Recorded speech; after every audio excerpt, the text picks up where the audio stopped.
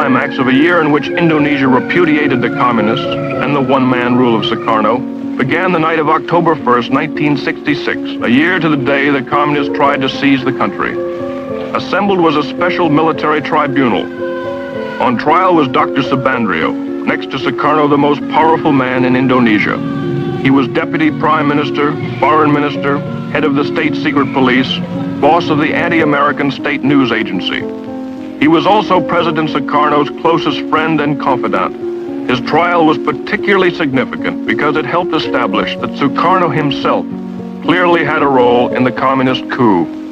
It was Sukarno who protected Subandrio in the palace after the coup attempt. When students ransacked Subandrio's foreign office and discovered correspondence between him and Red China's foreign minister Chen Yi planning the coup, they stormed the palace, threatening to behead Subandrio. Only then was he imprisoned. The charges against him include treason and conspiracy. The evidence showed Subandrio helped the 3 million strong Communist Party, its initials PKI, to plot and carry out the coup, including the mass murder of Indonesia's military high command. It was charged that he welded the Indonesia-Peking axis, stole government funds, invented stories to discredit the United States, and conspired with Red China to smuggle guns to Indonesia's communists. Haji Dr. Subandrio pleaded innocent to all the charges. He was found guilty and sentenced to death.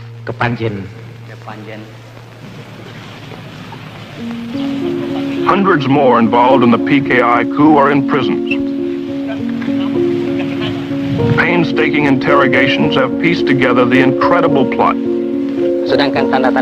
Being questioned is the commander of one of the 3 divisions that spearheaded the coup, Captain Suradi.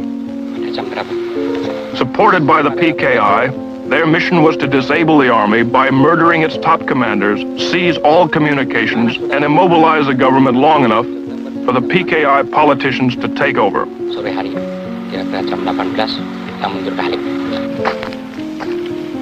The cells on death row are filled with the plotters.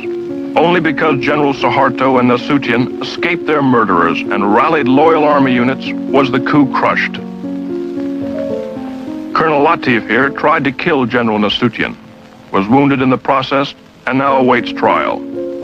During the coup, Latif directed tactical operations. General Parman, chief of the Army Intelligence, was killed by this man. He shot General Yani, Chief of the Army.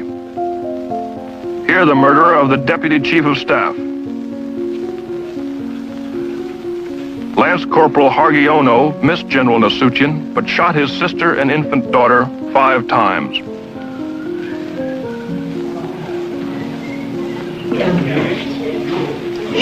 Terror and bestiality was a calculated part of the PKI plan. They even had special mutilation squads made up of girls.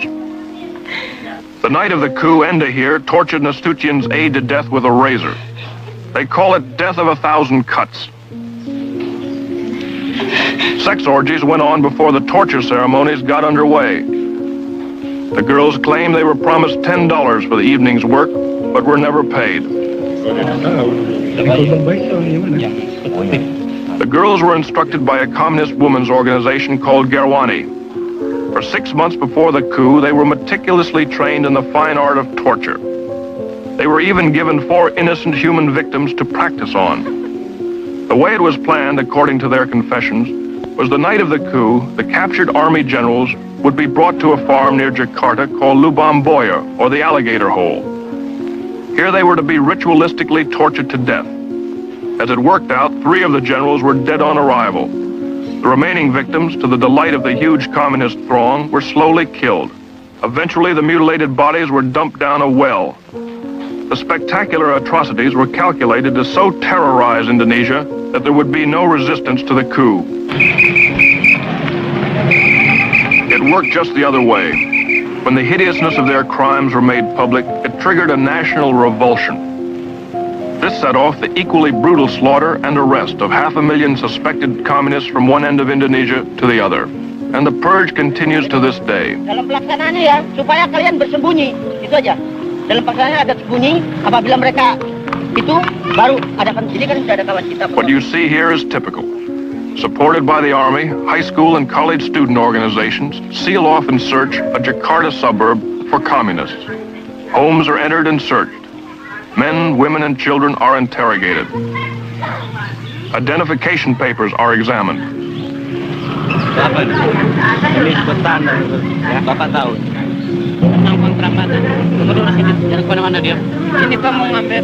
If the students or the soldiers don't like what they find or meet any resistance, summarily and without warrant or formal charge, they take the suspect into custody.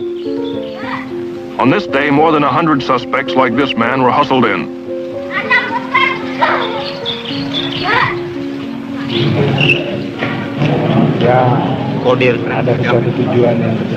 A kind of kangaroo court, supervised by military officers, was held in a nearby building.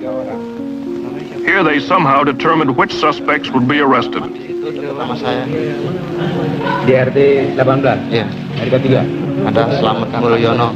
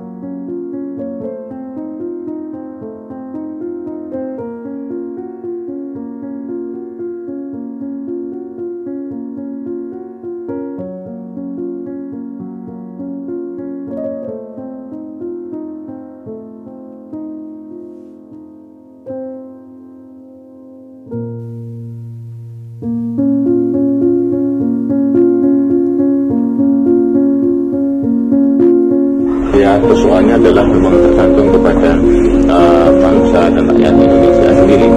Memang kita terus dua kali menghadapi suatu peristiwa yang diputuskan oleh Partai Komunis Indonesia dan sudah barang tentu tidak akan mengendai keputusan menyetuhnya untuk ketiga kalinya.